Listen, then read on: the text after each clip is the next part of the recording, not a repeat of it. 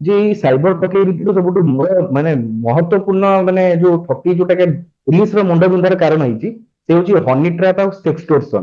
Honey trap sextortion ଭିତରେ କଣ ଫରକ? ଦେଖନ୍ତୁ ଆଗରୁ କଣ ହଉଥିଲା ନା ସାଇବର କ୍ରିମିନାଲ ମାନେ ଟାର୍ଗେଟ କରୁଥିଲେ ସାଧାରଣ ପବ୍ଲିକ କୁ ଡାଟା ଲିକ୍ କରିକି ସେ ଡାଟା ନେଇକି ବା ବ୍ୟାଙ୍କ ଫ୍ରଡ କରିକି ସେ ଡାଟାକୁ ବିକିବା ବା ବ୍ୟାଙ୍କ ଫ୍ରଡ ଥ୍ରୁରେ ତାଙ୍କ ଆକାଉଣ୍ଟରୁ ପଇସା ନେବା। ହଁ ବଟ୍ ଏଇଟା ଗୋଟେ ଲିମିଟେଡ, ସମସ୍ତେ ସ୍ମାର୍ଟଫୋନ ୟୁଜ କରୁନାହାନ୍ତି ବା ବ୍ୟାଙ୍କିଙ୍ଗ ଆପ୍ ଟାକୁ ସ୍ମାର୍ଟଫୋନ ୟୁଜ କରୁନାହାନ୍ତି, ଆଚ୍ଛା। ବା ଏଇଟା ଗୋଟେ ଲିମିଟେଡ ମାର୍କେଟ। ଆଉ ଆର ଆୱାରନେସ ବି ଧୀରେ ଧୀରେ ବଢିଲାଣି।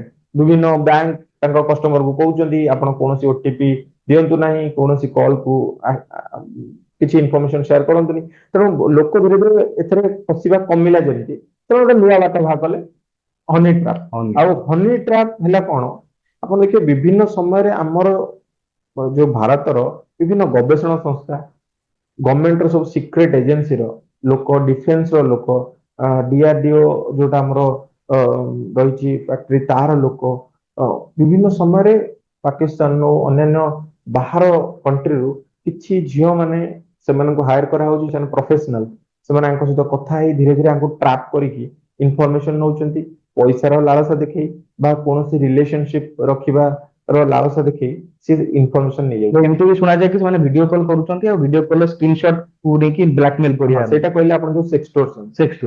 ଆପଣଙ୍କୁ ଗୋଟେ ଭିଡିଓ କଲ୍ ଆସିଲା, ଆପଣ ଭିଡିଓ କଲ୍ ଟା ଉଠେଇ ନେଲେ, ସେ ସାମ୍ନା ପଟରୁ ସେ ଲୋକଟା ସେ ଯୋଉ ଝିଅଟି କି ଯାହାକୁ ସେମାନେ ୟୁଜ କରିବେ ବା କୌଣସି ଭିଡିଓ ବି ୟୁଜ କରନ୍ତି, AI video, artificial intelligence video, ଯାହା ଦେହରେ କି ସେ କୌଣସି ଗୋଟେ ଆପଣଙ୍କର ନ୍ୟୁଡ ଜିନିଷଟା ଦେଖେଇ ଦେଲେ, ତାପରେ ସେ ସ୍କ୍ରିନ ରେକର୍ଡିଂ ଟାକୁ ରଖିଲେ, ଆପଣଙ୍କୁ ସେଇଟାକୁ ଫସେଇବା ପାଇଁ ୟୁଜ କଲେ। ତେଣୁ ଆପଣ ଅବଭିୟସଲି ଡରି ଯିବେ, ଗୋଟେ ସୋସିଆଲ ଷ୍ଟିଗ୍ମାରେ ଇଏ ଆସିଯିବ ଯେ ନାଇଁ ମୁଁ ଆଉ କାହାକୁ କହିଲେ ବା ସମସ୍ତେ ଜାଣିଲେ ମୋର ରେସପେକ୍ଟ ଉପରେ ଆଞ୍ଚ ଆସିବ, ତେଣୁ ଆପଣ ଫସିଯିବେ। ଫସିଯିବେ ଏବଂ ବ୍ଲାକ ପଇସା ଟଙ୍କା ଦେବେ, ଦେବା ଆରମ୍ଭ ସେମାନେ କରିବେ। ପଇସା ମାଗିବେ, ଆପଣଙ୍କୁ କହିବେ ଆମେ ଡିଲିଟ କରିବାକୁ ଚାହୁଁଛନ୍ତି, ଏଇଟା ଦିଅନ୍ତୁ, ଏତିକି ପଇସା ଦିଅନ୍ତୁ, ଯାହା କରନ୍ତୁ। ଆଚ୍ଛା